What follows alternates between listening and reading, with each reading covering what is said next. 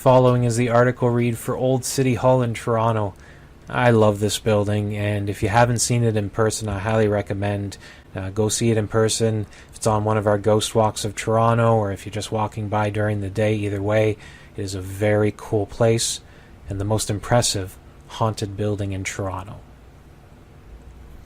This impressive structure was built for a crazy amount of money in the late 1800s. One of the many amazing designs from architect E.J. Lennox.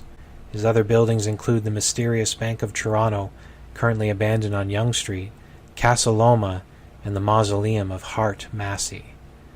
Toronto justified the cost as it would stand as a symbol, its tallest structure at the time and two buildings in one. City Hall was housed here until 1966.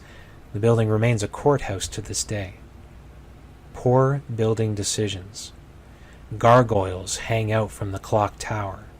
From street level they seem like simple design choices, but look closer for a gothic surprise. Remains one of E.J. Lennox's poor decisions.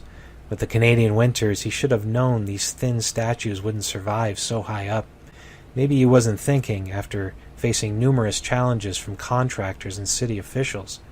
Eventually the building was completed with gargoyles. It lasted until 1938, when a large piece broke off and fell to the street below. Another came off and crashed to an upper floor ceiling. They were then removed. The building remained gargoyle-free until 2003, when the much safer bronze replicas were successfully installed. As a small revenge, Lennox had caricatures of all those who made life difficult during Old City Hall's construction. It's fitting his face was snuck into the mix.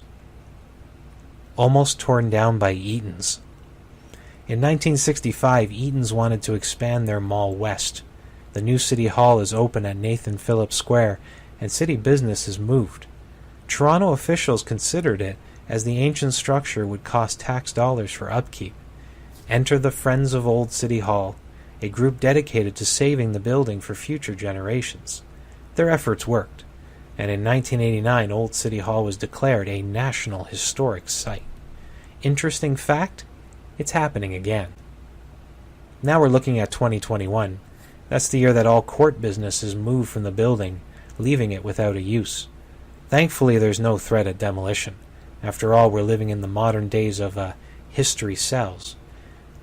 There's been talk of converting it to retail and office space. However, city officials are against the idea. Toronto wants a museum. The tradition. 20 years later, and a tradition has formed.